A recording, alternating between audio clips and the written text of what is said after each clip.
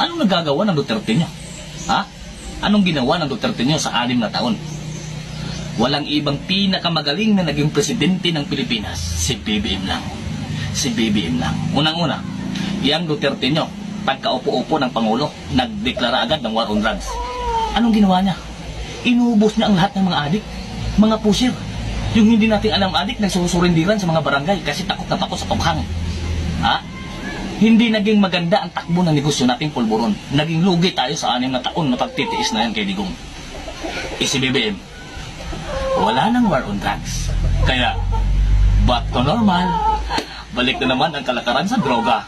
At marami na namang kriminalidad na mangyayari sa ating bansa. At yung Duterte nyo, sobrang inis ko niyan, ha? Mayroon siyang tinatawag na project na Build Program. Ha? Mga proyekto yan, eh. Infrastruktura. Mula Luzon, Visayas hanggang Mindanao. Makikita mo at mararamdaman mo yung sinasabi niyang Build Program. Nakakainis yan. Iyong BBM, ha? Si BBM natin, wala siyang Build Program, pero mayroon kaming travel program.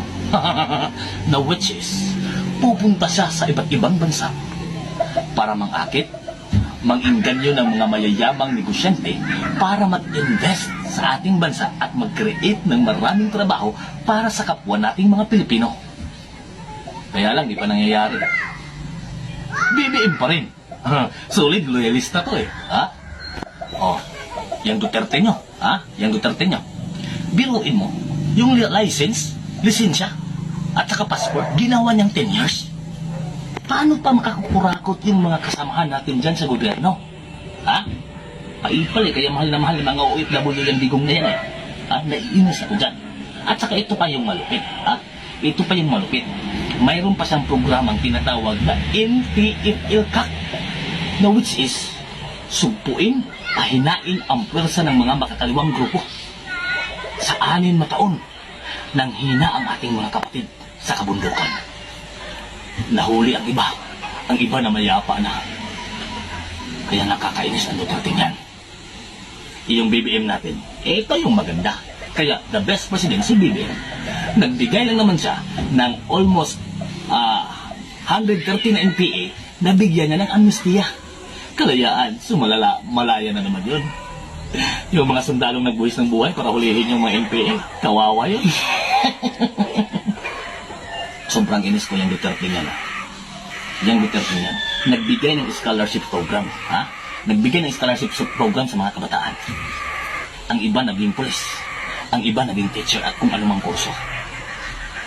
Walang nangyari sa ating negosyong pulburon, nalugi tayo. Kasi yung mga bata na gusto natin sirain yung buhay, nag-aaral sa panahon ni Digong. Ngayon, dahil wala nang war on drugs, laganap ang droga sa sulok ng Pilipinas.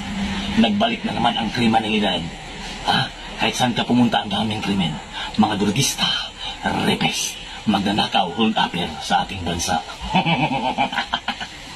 Kaya, walang ibang the best president. Si BBM. Yan Duterte nyo. Panahon ng pandemic, COVID-19. Hindi tayo makalabas. Pero buhay tayo. Tapos ang mga bilihin ang mura. May ayuda pa sa gobyerno. Bawat pamilya talaga nakakatanggap ng tulong sa gobyerno. Ramdam mo yung gobyerno kay Duterte. Nakakainis yun. Yung kay BBM, walang pandemya, walang COVID-19. Pero ang bigas ang mahal-mahal. Halos lahat ng bilihin. Mapagasolina, gulay, karne, ano man isda dyan. Pero wala. BBM pa rin ang the best president. Biruin mo, magdadalawang taon pa lang siya sa kanyang pagiging Pangulo. Ramdam na natin ang bagong Pilipinas. Ang paghihirap at paghihikaos ng taong bayan. Kaya pag natapos lang ang kanyang 6 na taon, daming mamamatay na Pilipino sa gutom. Kaya, laban hanggang dulo mga kabangag. BBM is the best president. Singhot pa more.